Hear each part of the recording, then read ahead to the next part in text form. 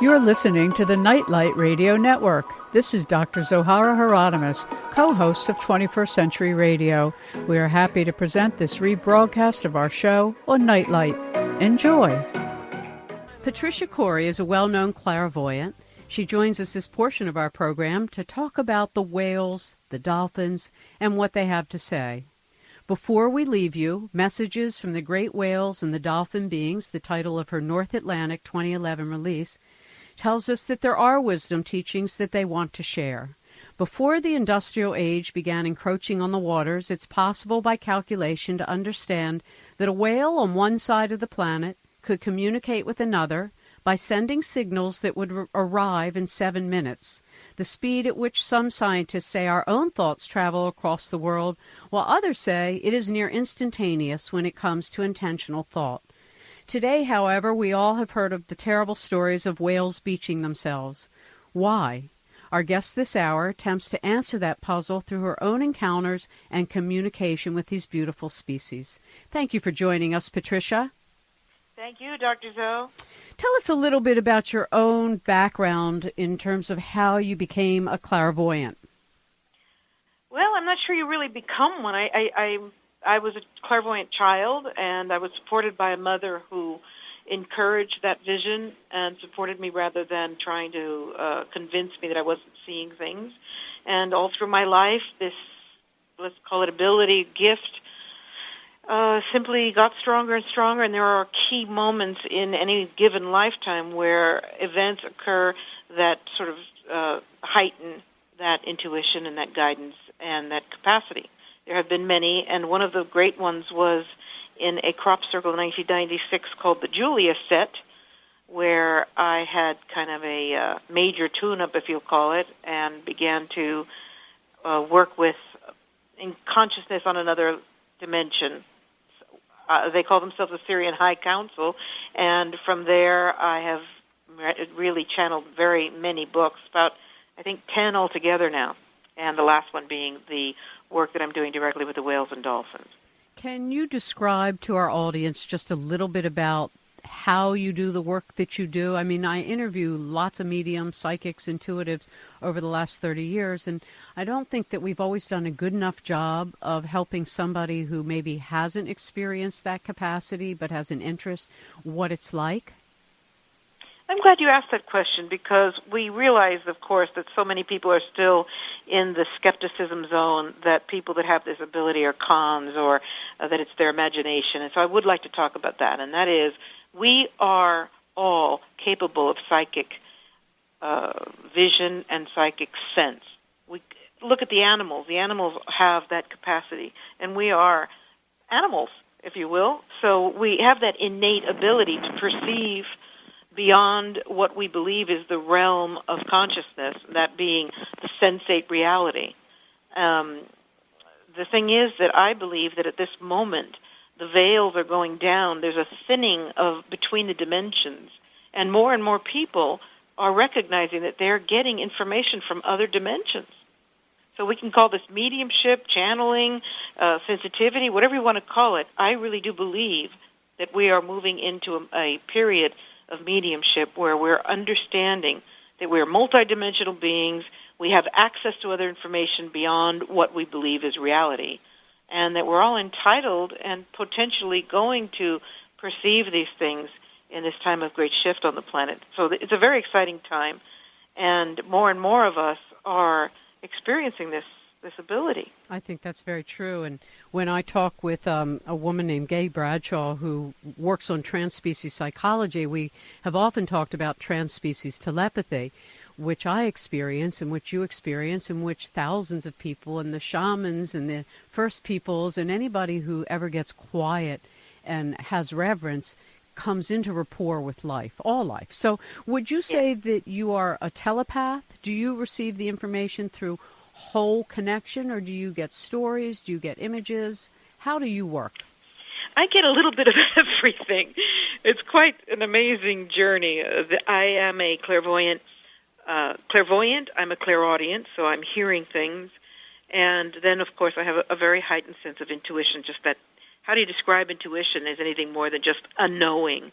But in these last years, I do hear very specific information coming through to me, and I want to emphasize that it's very important for people to understand that you must clear, when you do this work, you need to be sure that you've cleared and created sacred space, because there's also an astral layer of consciousness where astral beings are flittering about, and you want to be sure that if you are hearing, you're hearing higher beings and not some layer of mental images, mental forms, thought forms that are floating around in the ethers. Right, that may not have our best interest, but might be the interest of somebody who's deceased. I used to joke with people, just because somebody's dead doesn't make them a saint, you know? So true. So you know, there are different, obviously, just as there are on Earth, different levels of capacity and different qualities of intellect and love. So tell us about the day that this encounter happened. You were in Jordan. It was November. The year was 2008. Yes. I was teaching a workshop there. And it was not an exactly easy thing to do because, of course, I was coming up against the cultural biases of that culture and how they might feel about what I was teaching, which is sort of outside the parameters of the religion and the cultural bias. So there I was talking about DNA activation and multidimensional reality, etc. And I suddenly started to hear whales and dolphins imploring me, let's say, to help them. And I saw a vision of a beaching of whales and dolphins together. And they were begging for help. Please help us before we leave you. That's how the book was given the title. Now, I was on stage in front of, not a stage, but I was in front of a group of about 100 people and had this horrific, really horrific experience of hearing this and seeing this suffering of these pods who were actually committing suicide. They were letting me know they were leaving. Help us before we leave you. Help us before we leave you. And I was catapulted out into this scene underwater. It was very, very traumatic. I ran out of the room and never have done anything like that before and had to be just comforted until I could cope with the information. This was the first of the contact from the whales and dolphins, other than just loving them and, like you, feeling I think so many people now really feel a connection with the Cetacean nation. But that was very, very, very traumatic. And it continued to happen because every month or so I would have another very traumatic encounter with them, again with the imploring, please help us before we leave you. And this happened several times before the actual communications began to come as are part of the book, or as our the book has a number of aspects to it. There's some of it is written by me and describes some of my own experience working and living, swimming with them and getting close to them. But there are messages directly from the earth whales, and there are messages from ascended whales. I'm really glad your audience is ready to embrace this kind of information. I don't know that the audience embraces it, but they've certainly been versed in it for 30 years. So we have to assume that there are some people for whom this makes a lot of sense, and there are others who might listen because they're curious, and others who just don't believe in any of it, and they find it highly entertaining when people like us start talking about the things that we experience and believe through. I would like to say something about that, and that is, by all means, I understand that it is really until you have the experience, it is very hard to just simply automatically embrace someone else's, and I honor that. I agree. But what I do ask of people is to please also honor my experience, and hopefully they can at least hear it without immediately rejecting it, because the truth is all living beings on this planet interact. And it won't be long, in my opinion, before the animals teach us a lot more about how to be human and connect back in with the rest of the animal kingdom. It's, you know, what your book interests me because I had an experience. I haven't really talked about this publicly, but I might as well in this forum just add it in. Before the terrible earthquake and tsunami in Japan, I heard animals, monkeys, snakes, dogs, everything screaming in my ears for like 2 weeks. And this was after every 10 years I've sort of added a new practice into my life and really a new career. And I've been doing animal communication my whole life and was told that that's what I'd be doing this decade. So I had just started this decade when this screaming in my ears started happening, and I thought to myself, boy, if this is the kind of pain and suffering going on, I'm not going to be able to do this work. And then all of a sudden there was those horrible environmental disasters, and so many people lost their lives. And then the yelling stopped. And so I realized that the animal kingdom, like the ants before an earthquake or the animals in the zoo in Zagreb, Croatia, hours before the bombing, animals know when there are earth changes, and they were trying to let us know. But I heard the same thing you learned, which is that they have a wisdom tradition they want to pass on to us now. That is a very important aspect because, of course, they're intuitive. We have that primal response as well. I'd just like to interject that I'm looking out my window. I'm in a resort in Mexico, and there is a whale breaching right outside in the ocean. Beautiful. Beautiful.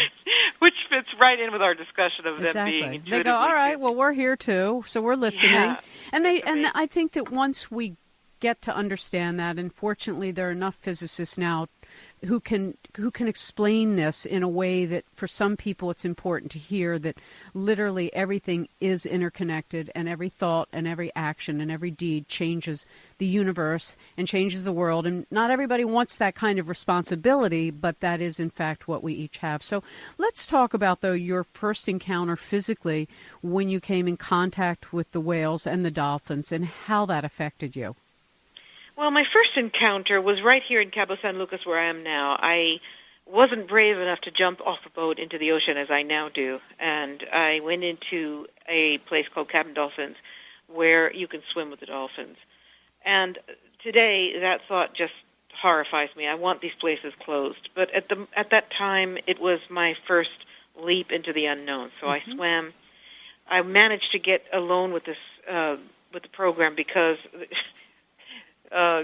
thanks to the universe, it poured that day in Cabo. I think 3 days out of a year it rains here. And nobody was there. No tourists were there. So I got to swim alone with this dolphin. And I asked it to come to me because he was with a trainer, and she kept saying, go out, come back, and she'd give him the fish. And this is described in the book, in fact. And I finally said to her, please, no fish, no trained response. I would love to see if this dolphin can just respond. So I was out there in the middle of this freezing tank, and I asked him, please come. Please know that there are human beings that understand that we can communicate, interspecies communication. So he swam out to me, and I put my arms out and said, can you feel the human love? Can you feel the love pouring out of me? And he swam over my arms. This is a very large mammal. And he nested in my arms. And I proceeded to do a healing on him because he was so traumatized from being in that tank. And I actually have pictures, 1 or 2 of them I think are in the book, and then I have others where he just closed his eyes and fell asleep in my arms, a dolphin. That's beautiful. And so that was my first miraculous experience. And then 2-3 years ago, I said to myself, well, it's time to walk your talk, Patricia, and my message for humanity is get out of your fear and live life to the fullest. Make it count. And my great fear was the sharks. That's all I have left for fear, sharks. So I knew that if I were going to swim with dolphins, I had to face that fear. And in the Azore Islands, which is such a rich environment for different species of cetaceans, I jumped off a boat and landed in the middle of a pod of dolphins.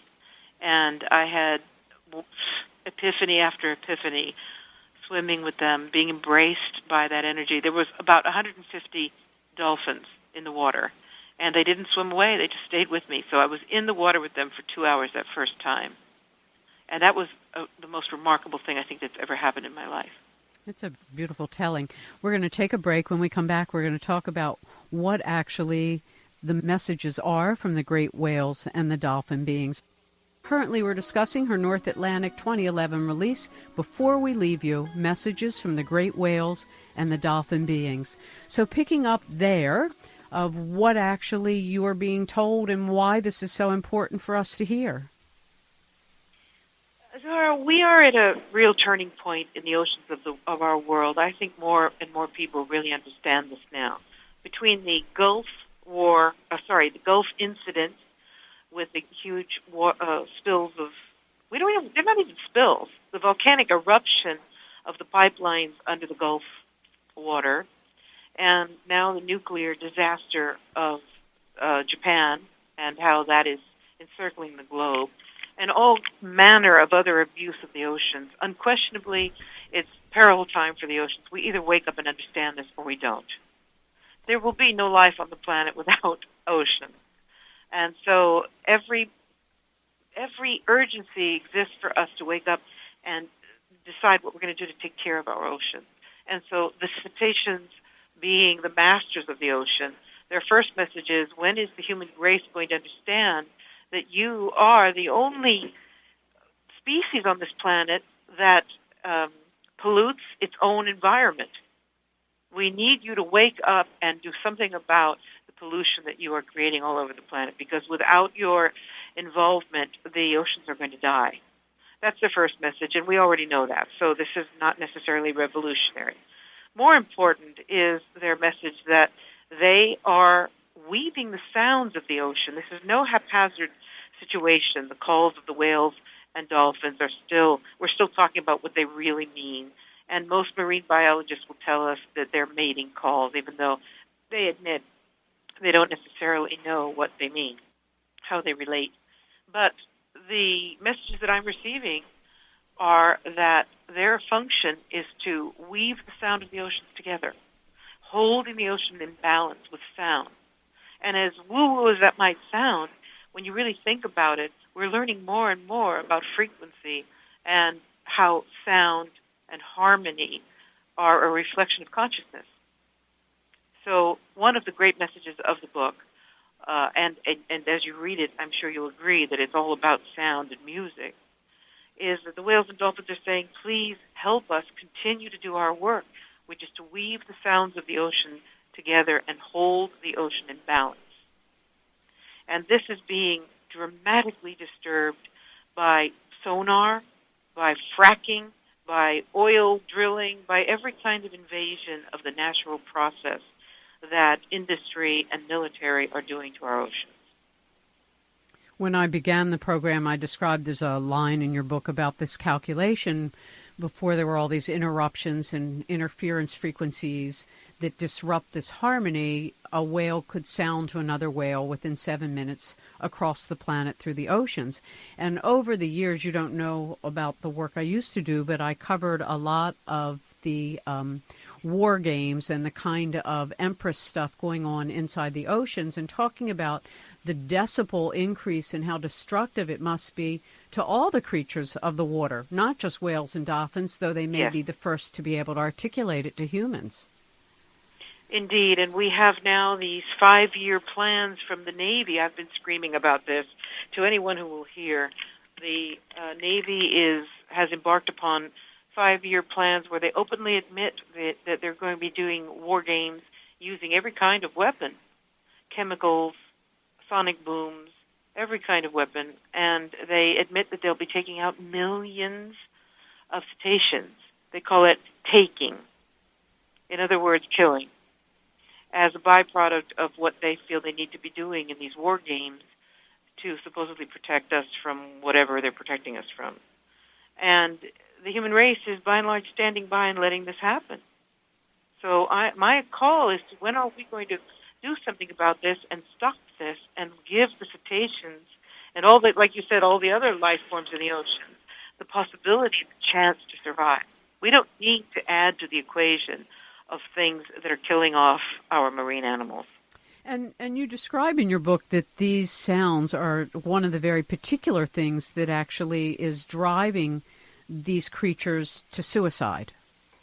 Well, yes, because they have such delicate auric cavities. Their hearing is enormously more sensitive than ours, and these sonic booms are blowing their brains out. We have literally seen cetaceans that have had their brains blown out from the inside out, and although no one's claiming why, it's pretty obvious to those of us who are animal activists that this is directly related to sonic sonar.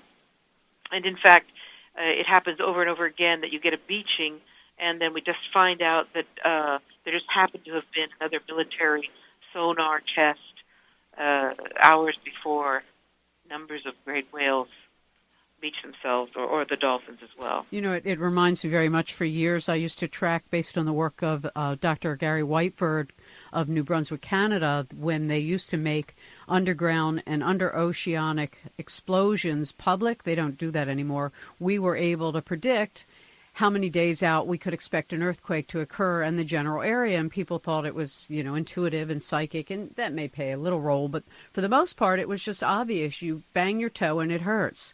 So the same thing here. And so when you talk to these beautiful beings, and when they come and talk to you about the importance of sound, you also write that through sound, they have this ability, which we have to assume we can as well, unlock the Akashic record of other time periods. Explain what they mean. As we look at the potential of understanding multidimensional reality, we know that everything is vibration. So as you tune in, for lack of a better term, to any certain frequency pattern, you become attuned to that pattern, and you begin to resonate with it, and therefore you unlock it. And so are things in the Akashic Record stored in wavelengths? I believe they are. So when people talk about reading the Akashic Record, what is the wave? What is the vibration that they've been able to attune to so that they can lock into that, let's call it dimensional storage room, and retrieve that information? And without question for me, the whales and dolphins have the capacity, because of their immense understanding of how sound affects the actual rhythms of the ocean, it affects the balance of the ocean, then by the nature of their awareness of their great capacity to use sound to create that balance, it's understandable that they also know how to access other levels of wisdom, other dimensions. Look, for example, a dog. Look at a dog. I mentioned my dog in the book. She knows exactly 8 minutes before, 5 or 6 minutes before, I'm sorry, I correct myself, when my husband is coming home from work. She knows exactly when that is. I could put the pasta in the pot and swear by it. She's so precise. Now, what is that? Is it because she has an acute sense of sound, acute sense of hearing? My other dog doesn't hear it. Is it because she's psychically picking it up? What is she drawing from the ethers that signals her awareness that he's 10 miles away from home, and she knows exactly where he is? How do you describe that? And this happens even if he's driving a different car, so we can rule out some sort of acute sense of sound that she associates with his car. Well, Rupert Sheldrake wrote that beautiful book on this whole subject. She's attached to him, and she can feel his vibration when he's in that vicinity. Well, it's through. I mean, I think Rupert Sheldrake's whole book on when do dogs know when their owners are returning home, it was a long title, which was really about morphic resonance, is that there is this instantaneous telepathy that exists between all life. And if things are attached to one another through feeling, in this case the emotional love the dog has for you all and you all have for your dog, that in the same way a mother and a child thousands of miles apart can communicate when there's duress or when there's great need. So I think that anybody in our listening audience who has ever thought about a friend and then all of a sudden heard from a friend understands that somehow or other information travels faster than light and outside the bounds of time and space. Right, and I would like to suggest two things. First of all, if you can fathom it, the capacity of human-to-human telepathy, that it's not that far-reaching to imagine that there can be interspecies communication. For sure. So that's the first one. And certainly, forgot what my second point was.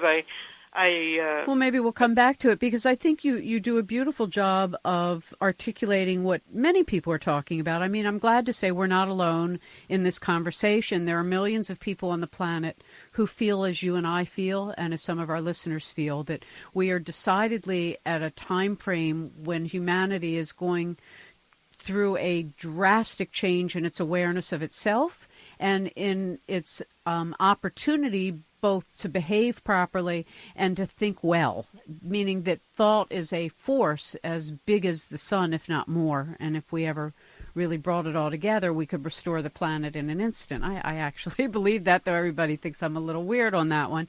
But when the dolphins and the whales say to you, this is an important time period, it has also a lot to do with their perception of there are other dimensions than just the physical world in which we have existence.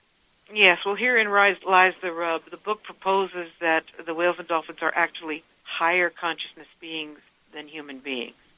So this is a concept that really kind of is difficult for people to embrace, because we have been taught and we believe that we are the ultimate exalted, intelligent being on this planet, the highest form of consciousness. And the book dares propose that that's not the case, that the whales and dolphins are connected, aware of their multidimensionality, connecting with beings of their own species who reside on other levels of consciousness and other dimensions, and preparing to teach the human race, which has in many ways devolved consciously, to help us remember our mission, our purpose, and who we are. So that's a concept that's a little bit tough for people to get around, but I love the idea. Isn't it fascinating to think that at this time where humankind is so polarized, that the animals can help us back into our connection with all life? I actually agree with you. I mean, I feel that is what's taking place, because there is a great wisdom tradition, and I've had some of my own experiences about that. I think my husband was telling me earlier, when John Lilly years ago talked about the dolphins as being the superior consciousness on Earth, he certainly was not embraced by everybody, and that was back in 1955. When he began that series of experiments. What happened with John Lilly is he got a little bit carried away, and he gave some dolphins LSD because he was interested. And, of course, back in those days, we didn't really understand the real impact of LSD. It was still an experimental situation. But he gave them LSD because he was hopeful that he could completely break through. And this was poo-pooed, of course, because it was very harmful to that was a step he probably shouldn't have taken. So that discredited him a lot, but he was doing amazing work back then. He was a true forerunner of his time. And so when we look at how many mediums and how many intuitives and how many children now say that they're receiving teachings from the animals, whether it's the bird or it's a crocodile that they see or any species, why the whale and the dolphin in terms of trans-species communication? What is it that they are teaching that perhaps other species don't or aren't here to teach? I think that they are teaching us the ultimate goal, and that is, well, first of all, they're reminding us that we're star children because they have knowledge of existence on many other levels. And if you go back to the Dogon tribes, when they described the nomos walking out of the water as amphibians, they were they looked like dolphins with legs, of the nomos that appeared to the Dogon tribes in Africa. And they described them as coming from Sirius, and they described them as explaining to the tribe the three-star system of Sirius that was unknown to scientists at that time. It was only about 40 or 50 years later that scientists really got that information. So these are, let's call them ancestors of the dolphins and the whales.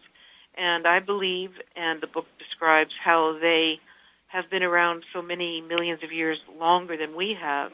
They have even seen us be nested and birthed as a species.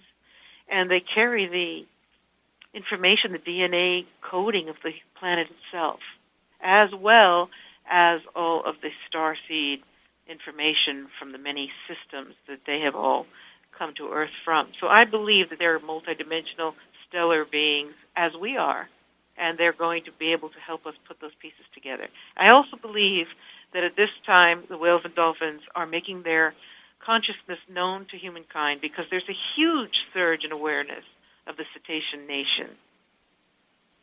I think this is a really vital time for them to help us remember who we are. If you've just joined us, our guest is Patricia Cori. Her book, Before We Leave You, Messages from the Great Whales and the Dolphin Beings, a North Atlantic 2011 release. You can also find more at her website, www.patriciacori.com. So given in your title, before we leave you, are the whales and dolphins leaving the Earth? Many of them are, and we are seeing increased. I think that I can't remember how many beachings there have been in the last few weeks alone. There was an incident somewhere in California where a number of dolphins came onto the shore, and the tourists managed to get them back in the water. And there was a discussion about this. Does this mean, are we interfering with their karma? Do they really want to leave? Whatever. And their message is, there's still time. We don't have to go. We need to see that you care enough. You care enough to help us survive. And this means that we need to do everything we can to help them understand, believe that the human race gets it, and that we love them, and that we honor them, for starters. And there must be a decrease in this sonar, abusive sonar that's back again with more of these Navy programs. Now there's a new one restarting in the Oregon area. This beautiful, pristine water is going to be another Navy battleground for the next 5 years. How long can the cetaceans handle all of this abuse? I don't know. Well, and as you point out, and other biologists, marine biologists have pointed out, is that you can see in their organs that the sound is, you describe it as disintegrating from inside out. Yes. Well, they've been found this way with their brains literally blown out.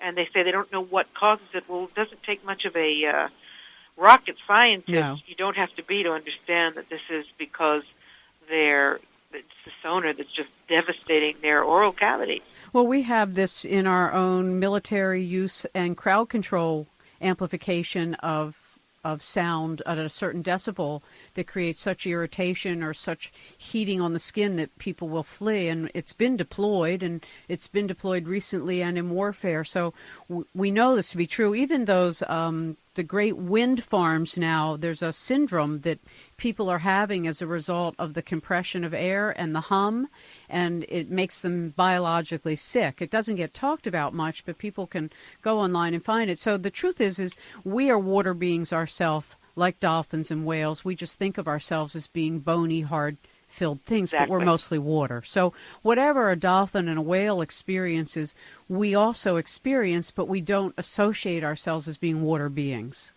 And we don't remember that they're also mammals. They're water. They're residing in water, but they still are hot-blooded mammals. Mm-hmm. And but so they can stay or they can go. And the good news is that even if they do leave, they'll be working with us and for us on other levels, like some of their ancestors, if you will. But I love them. I want them to stay. I am dedicated to Gaia, rediscovering, rebalancing all these energies and all these life forms, this wealth, the variety of life on Earth. This is the Garden of Eden. I agree with you entirely. Absolutely. I always say I'm a cheerleader for Paradise Now because it's really the only archetype that we are all native to. It's in every soul. It's in every living form. That perfection is not an illusion, and it's not foolishness. Eden really is our obligation and our calling. Indeed. And, you look at the forces of the power at the moment on this planet, they seem so intent on destroying all living things, and we simply cannot let that happen, and we won't.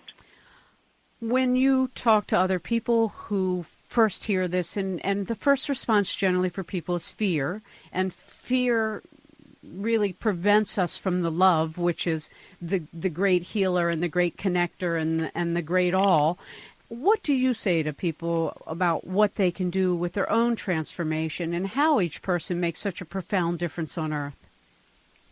Well, we're in sync, Dr. Zoe, because my big message to everyone is face your fear and get through it, because it's paralyzing. It stops you from living life, and it stops you from protecting the Earth. It's easier just to close your eyes and say, it's all too much for me, I can't cope, and tune in the TV and forget what's going on in this world. And even in our circles of light and spirit, people are saying, I don't want to go there. I don't want to talk about that. Let's stay in the love zone. Mm-hmm. And so we're walking a perpetual fine line between these two aspects of reality. Are we going to explore the darkness, the difficulty, the disharmony, and work to improve it? Or are we going to be in a space where we believe the universe will work it out and all we have to do is lie back and let it unfold? And there's truth in both of these aspects. But I'm an activist, and I'm calling people to do the best they can to affect change on this planet, change they want the world to be. So if that's prayer and meditation, great. If that's sending money or getting on a boat of the sea shepherds and going out there and doing battle with the whale killers, whatever you believe you can do to improve the world, to improve Gaia, to improve the spirit of this planet, do it. And in so doing, you heal and celebrate your own existence. Absolutely. I mean, I've been an activist my whole life as well, and it's taken getting old enough to appreciate that there's all kinds of activism, and not everybody is comfortable taking on the status quo or standing up to something they find threatening, but everybody is capable of thought, and everybody is capable of prayer. And Amit Goswami's come out with a beautiful new work called Quantum Activism, which is when humans finally appreciate the power of prayer as being the greatest force on earth, meaning our collective goodwill, our collective desire to see healing, and our collective love of other, be it the tree or the dolphin or each other, that itself is a vibration of healing. And so I would just like to say that for people in our audience who feel they can't do as much as perhaps you do, or maybe what I do, but they can do what they do wherever they are, and that even if it's not explicitly for the dolphins, it can be the way you eat and what you choose to do so that there's just less suffering. And if we alleviate some of the suffering going on in the animal kingdom, whether it's the animal farm, the factory farm, or what's on your table to eat, I think that we will change the balance and then receive some of the help that we want and can use from other dimensions, who are really waiting to see what we're going to choose to do. Exactly. And even a more practical way, if you don't meditate, if you don't have the focus and concentration to send that love out, you can always send a $5 check to the Sea Shepherds or another organization that's doing the activism work. These are our warriors. Let's give them our support. Mm-hmm. They need money, because one of the things about the spiritual groups is that we often we don't have the kind of funding that the power of the military has. So let us at least give up a cappuccino a week and send some money to these warriors who are dangling off ships and out there doing our work for us. I feel very strongly about this. When you look at your own life and the kinds of information that you have access to and the understanding, I think one of the beautiful places you arrived at and others arrive at is that there's always everywhere, as my late teacher Terry Ross used to say, and there's always every when, and we are always more than just a physical being. So the message you're receiving are really messages about who we are already. Indeed. The excitement that I feel at the knowledge that we are multidimensional beings and that it's most likely we are going to live through an utterly remarkable shift in consciousness, described in my books as an actual ascension of the planet. It's just too exciting. We're here. There is trauma, there's difficulty, but we're here, and part of the reason we're here is to work on making that better, making it a more beautiful place to be. Now, we're only transiting here. We're immortal beings, but by cracky, while I'm here, I want to do the most I can to heal and celebrate all the life that I encounter in this world. Amen to that. And in terms of trans-species telepathy, you know, I've told people that that's the work that I do, but I don't talk about it often publicly. And the interesting thing I have found is that all the animals communicate among themselves as well. And people go, I used to think when I was a child you had to understand what the dog bark meant, and you had to understand what the bird song meant. But when you finally get to this ability of telepathy, all consciousness is talking, and the mind translates it into the capacity of that particular mind. So when a dog talks to me, I tell the story in English. And when a bird talks to me, I tell the story in English. But it's not my story, it's their story. I think also that when you become an empath, and you let go of the need to explain it in the left brain terms. Mm-hmm. What are the words that are being spoken? You tune into the energy of this being, and it appeals to you. It speaks to your soul. That's what you were able to translate into language. You know, recently there was a picture of a toreador in Spain. I don't know if you've seen this picture. No. He was in the middle of a bullfight, of a bull a kill? bullfight. Really, and the bull bull kill? has like 8 of these horrific knives in its back. And he sits down on the edge of the ring, and he has an epiphany. He starts to break down and crying. And this poor bull comes over to him with these heavy weights on his back and stands there and looks at him. Somebody captured this photo. And this bull is, you don't even have to be there to hear the bull saying, "Why must you torture me? Mm-hmm. I'm a living being like you. What are you doing?" The face, the expression, the body language of this bull, it's all there. Mm-hmm. You can hear it speaking from the photo. Mm-hmm. And this trained killer sits down knowing the bull could ram him and kill him after he's tortured him for so many hours, and has given up forever the bullfight. And this is what I mean about the animals are beginning to teach us how to be human. Mm-hmm. You know, there's a beautiful story of some elephants in Africa where one of their keepers in a sanctuary passed away. And elephants from all around the area came outside the house and waited knowing that he had passed on. And there was no way for them to know other than through telepathic communication among themselves. It's not like they put out a newspaper and ran it by Jeep all over the country. But so we see evidence of it all the time, and more the trans-species collaboration between species being friends is being noticed. It's always been going on, but we didn't notice. That's right. And now the question rises, let's move beyond the wondering about it. Is it possible? Is it true? And let's ask ourselves, what are they trying to tell us? What are they telling us about themselves? What are they telling us about Gaia? And what are they telling us about the human race? Can these be the new teachers for the earth? I really do believe they are.